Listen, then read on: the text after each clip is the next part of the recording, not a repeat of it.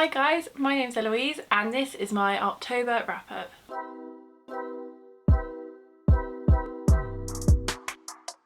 So in the month of October I actually read quite a lot for me. I read 12 books. I haven't done that since January, so I don't know what happened. I did listen to a few audiobooks, so maybe that helped, but yeah, I had a really good reading month and read a few new favourites. So without further ado, let's get on to the books. So I'll start with non-fiction and then I'll go from the worst books of the month to the best books of the month in terms of star ratings and my personal opinion. So the first book I listened to on audio, but I have got a physical copy, and that is This Is Going to Hurt by Adam Kay, which I'm sure a lot of you will have heard of. I listened to this and it is a memoir of Adam's time as a junior doctor. His diary is basically in book form. The first audiobook I listened to was a couple of months ago, and it was his Christmas memoir, which was called 'Twas the Night Shift Before Christmas, I think, and I absolutely loved it. So naturally I wanted to read this as well. It's really funny. If you feel like reading this and want to listen to the audiobook, I highly recommend, because Adam Kay is a brilliant writer as well, but he makes the book what it is for me personally. He added to my enjoyment listening to him read the funny bits, read the not so funny bits, and you could just hear his passion about both the NHS and his work as being a doctor. So it made me laugh. I got emotional as well about some of it, and genuinely think this is a brilliant non-fiction book. If you're looking to get into non-fiction and don't know where to start, somewhere where it's quite light-hearted but also serious and you do learn from it, I would highly recommend this book. Okay, so next I've got a bit of a controversial one. This book turned out to be a 2-star read for me, and I feel like I'm going to upset a lot of people, and that is Piranesi by Susanna Clarke. Now, when I saw this won the Women's Prize, I did want to read it. I wasn't sure if I'd like it because I read Hamnet not that long ago and I did not care for it, and that was obviously the winner of the Women's Prize last year. So I thought I'd give this a go. I knew it was a bit fantastical and I like my fantasy as a genre. And it's a really small book, so I don't want to say too much about the synopsis, but basically our protagonist Piranesi lives in a labyrinth made up of lots of halls, lots of houses, with kind of like, what are these called, columns? Like minotaurs and statues and albatrosses, and we're trying to figure out why he lives there, what this place is, and then he realises there's another person there. So that's all I'm going to say about the synopsis, and it wasn't very good. As in, my synopsis wasn't very good. Yeah. So this is a book of just over 200 pages? 240-ish pages. The first 80 pages didn't have a clue what was going on. It was really irritating me.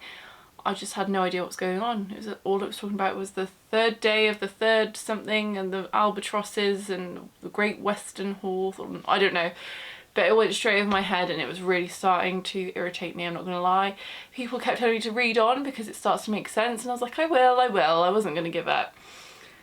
And towards the end you do kind of discover what's really going on, but I just didn't care for it.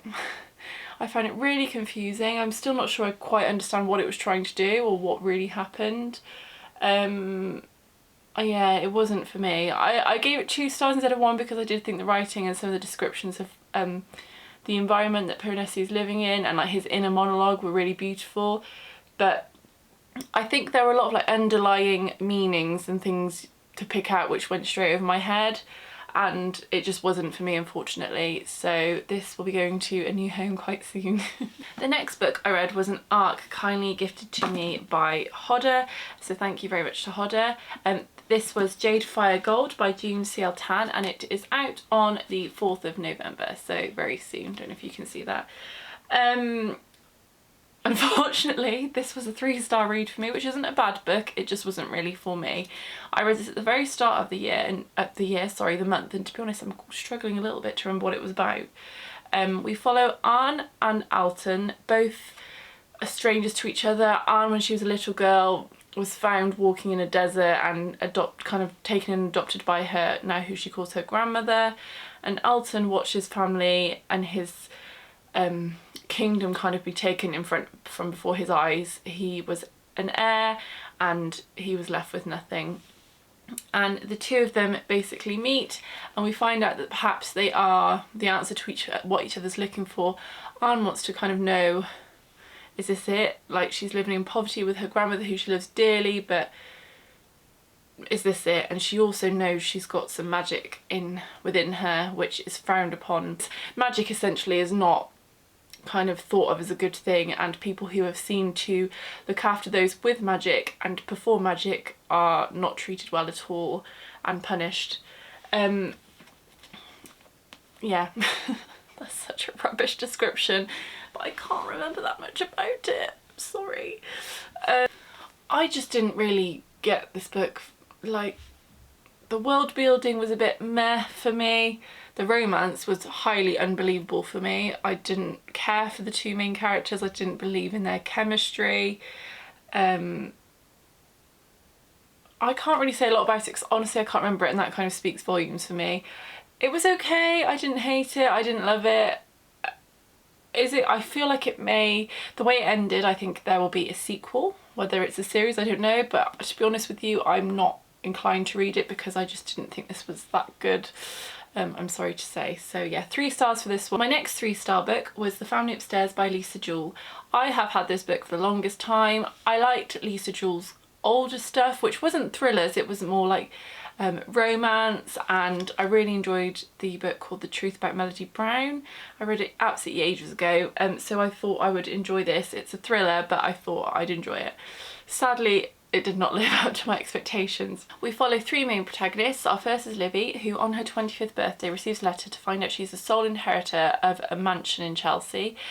She's aware she was adopted as a baby, but does not know much about her past at all. Our other protagonist is Lucy, who we don't know how she's involved in the story, but when we meet her, she's living in France on the streets with her children and her dog. And in her calendar, she's got something that says the baby is 25. And our third protagonist is Henry, and his story is told from the 1980s when he was a little boy and what was going on in this mansion that Libby has now inherited. And on the front it says 1 house, 2 families and 3 bodies. So we find that Libby was, when she was a baby, the police found her in this abandoned mansion, but well cared for, a 10-month-old baby who had definitely been well cared for, and downstairs with 3 bodies with a suicide note. So no one really knew what went on, and the mystery around it was never uncovered. I thought I'd love this. I thought it'd be full of twists and turns. I thought I'd be engrossed, and sadly it just did not live up to my expectation. The chapters are told, so one chapter will be from Libby, then the next will be from Lucy, then the next from Henry, and so on, and I found that quite disjointed initially. I found it quite hard to remember what they were doing, why they were doing what they were doing, who was who, and yeah, it kind of felt a bit disjointed for me, and it didn't keep me gripped. I was expecting twists. I don't think I really got any twists, unfortunately. It was kind of obvious from the start what had happened and where it was going, and I thought, right, there's going to be a twist. It's not going to be what I think, and it was what I thought. So I was like, oh, it wasn't really thrilling in any way because I knew what was going to happen. It also left a lot of unanswered questions at the end, but I now know that there is a second book coming out that's just been announced, the title of, I think, which I can't remember. So that is why I was probably left with a lot of questions, because they'll be answered in the next book. I just didn't think it was that great a thriller / mystery, unfortunately. It didn't keep me engrossed. I wasn't thrilled, I wasn't tense, because I just knew what was going to happen. Not that I'm like, oh, I just know what's going to happen. It just wasn't a book full of twists. So yeah, towards the end, when everything was kind of unravelling, it did pick up for me, and I finished, for quite a chunky book, I finished it relatively quickly. So it wasn't a bad book, it just wasn't the thriller I was anticipating. So 3 stars for The Family Upstairs.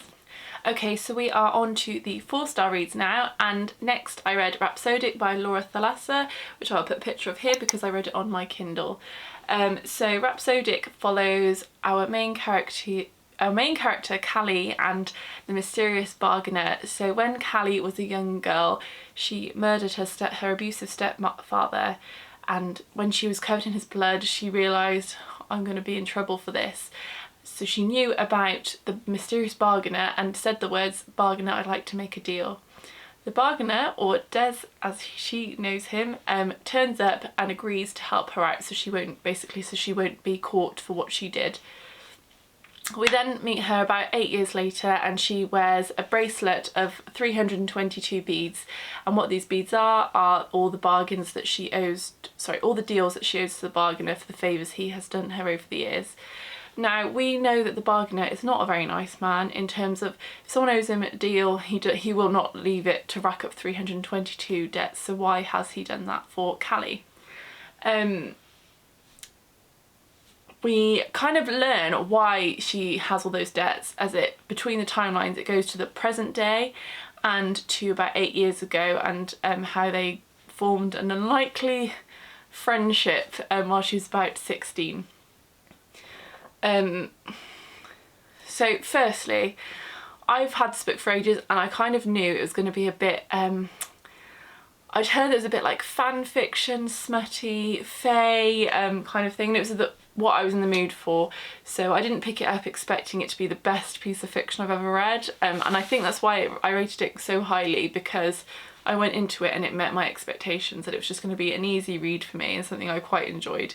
The plot was not the strongest point of it. The romance, it's known to be a romance book, so it's no spoiler that the bargainer and Callie form a relationship and we work out what's happened over the years. It is a little bit problematic, and I found the start bit a little bit uncomfortable, because when they meet, the bargainer is a grown man and Callie, while she is 16 and in this book that is considered an adult, it didn't sit quite right with me. And obviously in the present day she's older, so yeah, it just didn't sit quite right with me. I kind of just took it for what it was. So I'd heard it was a very smutty book, and to be quite honest with you, there's not that much smut. The smutty scenes are smutty and they're written quite well, but there's not like, it's not a book of, you know, smutty scenes. There's probably a couple off the top of my head. So it's not, yeah. I was expecting more from that. Not that I didn't enjoy them, but I was expecting more of those scenes. The plot, as I said, is a little bit weak. Whilst we follow their relationship, and that is kind of what the book's about, there is a plot about the bargainer and the other world that he comes from, because women are going missing and then coming back with babies that are kind of strange, and they come back in glass coffins, not dead but unconscious and not waking up. So that is our other side story, as he and Callie, who in her day job is a detective because she is a siren, so she uses her skills to kind of manipulate people to tell the truth about what they've done. He thinks her skills will be perfect to figure out what's going on in his world. So yeah, that side of it I was interested in, but it was quite weak, and I think that'll be explored further in the rest of the series, which I'm definitely going to continue. So if you're looking for kind of an easy read, fantasy romance that you're not expecting too much from, I would recommend this book. Quite smutty, quite like basic plot, but I really enjoyed it and it was just what I was looking for. So yeah, 4 stars for Rapsodic. Next, I run a book club over on Instagram, and I'm not a spooky book reader, but we want, well, I say they because I didn't really want to, but we chose a spooky book for October. The pick was The Shining by Stephen King, which I was not delighted about at all. And yeah, I've just finished this, and I use the core pile rating system who G over at Book Roast created, and I'll put a link to that video if anyone's interested. It's basically a system of how you kind of rate your books, and this surprised me because it did come out as a 4-star. So we follow Jack, his wife Wendy, and his son Dani as they go and take a job at the Overlook Hotel, which is closed for the winter season because it literally, once you're in there, you can't get out until the winter season is over. So it's just a case of living in the hotel, looking after it, making sure the boiler is checked every day. It's kind of like he's like a caretaker, but there are no guests there and he takes his family with him.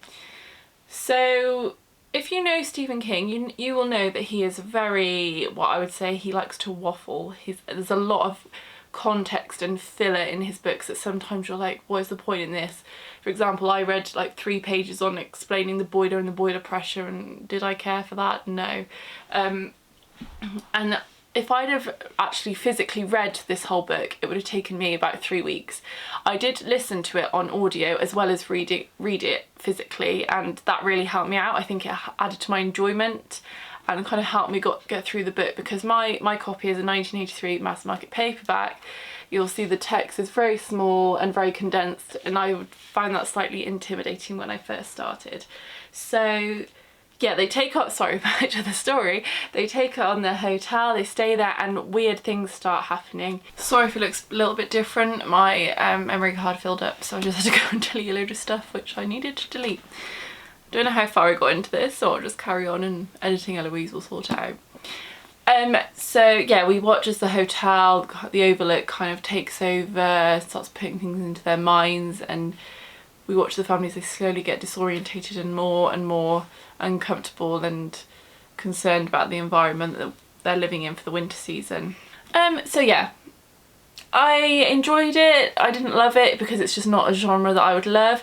I did expect to be really freaked out by this book, and I didn't find it scary at all, to be honest. It was just a bit mysterious and a little bit creepy, but I wasn't scared. It takes a while to kind of get going into the actual scary part of the book, if you will, but yeah, it wasn't really scary. It's also definitely a book of its time in that there's some quite sexist, racist and not very nice language and discussions. It's quite a problematic book, but it is a book from the 1970s. Not that that justifies it, but it's, as I said, it's a book of its time, so there are some little bit uncomfortable parts to read in here. But overall, I'm glad I read it. It's something I'm glad I've read. I'm glad I got quite a cool copy. It kept me motivated. And yeah, so this was another 4-star read for me. Next 4-star read was Take a Hint, Dani Brown by Talia Hibbert. This is the second book in the Brown Sisters trilogy, the first being Get a Life, Chloe Brown, which I gave 5 stars earlier on this year. This follows kind of the same sort of plot line, and we follow Chloe's sister Dani in this one, and she works at a university, and so does our male lead Zaf, who is a security guard and an ex-rugby player who works at the university. Every morning Dani will bring him a coffee and he'll give her a protein bar, and they have quite a good friendship. Dani is absolutely sworn off relationships, and Zaf absolutely loves romance novels. So, you know, one is desperate for romance, the other is not looking for romance, she's just looking for someone to spend the night with every now and then, but no kind of emotions, no seriousness. Zaf, admittedly to himself, fancies the pants off of Dani, but will he act on it? Who knows? Until one day a routine fire drill goes wrong and Dani finds herself trapped in a lift, and Zaf comes to her rescue, carries her out like this, and someone catches it on film and the two go viral. Now, Zaf runs a charity for rugby players, young rugby players with mental health issues, and how it's important to open up if you're struggling with your mental health, and there's a reason why this is important to him, which you find out if you read the book. And he thinks that this video and this kind of popularity all of a sudden will help him get some publicity and funds for this charity, which needs some help getting off the ground. So he asked Dani if she'll be happy to do kind of the fake dating thing, and she says yes, and from there does a romance blossom? Who knows? These are quite easy to read, cute, funny and smutty romances, like they're quite steamy. It took me a while to get into this one. I definitely do think I preferred the first book over this one, but ultimately it ended up a 4-star read. It's an easy to read, cute romance, and if you like a bit of steam in your romance, I recommend this trilogy. Now I have 2 4.5 reads, which I'm going to do a bit of a joint review for because they're by the same author and part of the same series. So I listened to both of these on audio, and I've now got the hardback editions of them because I really enjoyed them. So I read The Tattooist of Auschwitz and Cilka's Journey by Heather Morris. So I'm going to hold this one up first. I'll talk about this one briefly first. So yeah, I listened to this on audio, and the audio is really good. If you've not read this yet, I think again the audio added to my enjoyment. The narrator was brilliant, and we follow, it's a work of fiction, but it's based on the true story of Lale Sokolov, who told his story to Heather Morris. And we follow him as he sadly becomes a prisoner of the Auschwitz concentration camp during World War II. He becomes a tattooist of Auschwitz, so he puts the numbers on all the prisoners. And then one day he meets Gita, whose arm he tattoos, and instantly it's love at first sight. And we follow them as they fall in love amongst the absolutely terrifying and disgusting treatment that prisoners faced in the Auschwitz concentration camps.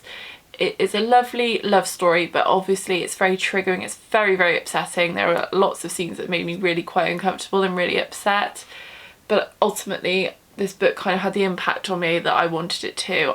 I have been to Auschwitz and Birkenau, so this here I have seen where the gas chambers were. Because I've been, I could visualize quite a lot of where the scenes were, and obviously not what they went through, but yeah, where they were and what happened. And it's really upsetting. It's a hard read, but it's, you know, the fact that these two people fell in love and then ultimately went on and they survived together for each other and had a happy life. The ending is beautiful because you hear from Lale's son, and Heather Morris kind of goes over what she learnt from Lale and what he was like. So yeah, this was a 4.5 star read for me. I absolutely adored it, and I genuinely think it was such high rating because of the audiobook. So I also listened to this on audio straight after the Tattooist of Auschwitz, and we follow Cilka in Cilka's journey, who features in the Tattooist of Auschwitz. So essentially she, whilst in Auschwitz, sadly is chosen to be the guard and the commander's plaything, I guess, in a horrible way. So she is forced to sleep with the commander, and that is how she survives. And because of that, because of what she did, as if she had any choice in the matter, she is then sadly sent to the Gulag prison in Russia for 15 years because she did things and helped, I guess, the guards in Auschwitz, which is, can you imagine that? 3 years of the most sheer disgusting conditions in Auschwitz, not knowing if you're going to live or die, watching those you love die, and then after enduring that and thinking, gosh, that's over, having to then go to prison because you've done something wrong.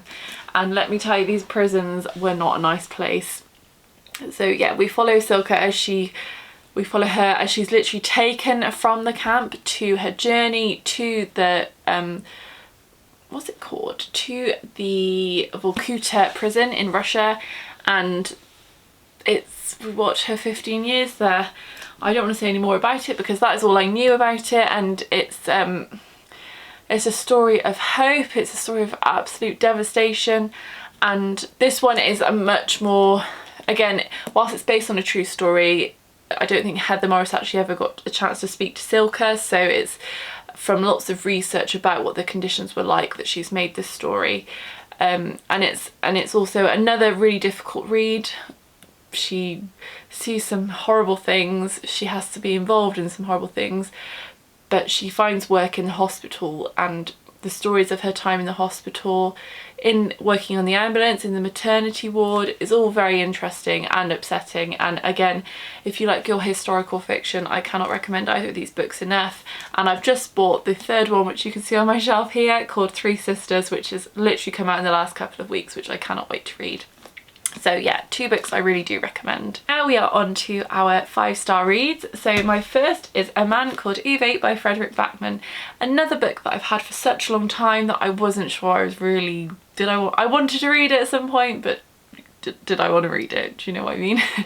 And I didn't think I did. So we follow our main character Ove, he's not a really old man. I think he's in his late 50s, and he is your typical grumpy old man. Every morning he has a very set routine of how he lives, what he checks on if people don't follow the rules. For example, where he lives there is a sign that says no cars, and if someone drives into that no cars area, Ove will be the first to go out and tell them. So he lives a very strict life by himself. He eats what he eats, he does what he does, and if anyone tries to change his routine, he's not very happy. However, we learn a lot about Ove, which makes us realise why he is this kind of grumpy old man who doesn't let anybody in. There's quite a sad backstory to Ove's life, which we see through different short chapters of different incidents that are happening both present day and in the past. And he finds some unlikely friends, one of which is this cat right here, who he will never admit that he likes. But it's an absolutely beautiful book of one man's life, what happens to him, the friends the unlikely companions and friends who kind of force himself into his life, his sad backstory. And as I just said, I don't want to go into it too much, but this is an absolutely beautiful book. It's very much a character-driven book, and Ove is the star of the show. I cried my eyes out at the end of this. It's definitely one of my new favourites. I believe there's a film out which I would like to watch, but if you like your character-driven stories, I really recommend this book because I adored it, and I adored this man right here, and I was sad that it was over. I didn't want it to finish. So yeah, highly recommend that one. My next 5-star read was All My Mothers by Joanna Glenn, which is the most beautiful cover and end papers, like look. And we follow Eva as in forever, not Eva as in evil, it's Eva. From a young age in the 1980s, I think we start, up until present day 2020. This was released this year, and I haven't really seen it in very many places, but one of my friends over on Instagram posted an absolutely incredible review, so I was like, I need to read that, and also I needed this cover. So yeah, we follow Eva from a young girl, but she seems to have it all. She lives in London with her parents and lives in a very comfortable kind of privileged life. But as we read further on, we see that perhaps her relationship with her parents isn't quite right. For example, there's a scene where Eva is leaving one of her first days at primary school, and all the children are made to go and hug their mothers. And for Eva, that's not something she would ever really do with her mother. And her mother stands there, and it's a very awkward interaction for something which should be so normal for a mother and child to hug and ask how their day went. So Eva also finds out that her parents don't have any baby pictures of her. The first one, she's aged 3.5, and even though she's young, she knows something's not quite right, that they're perhaps not telling the true story.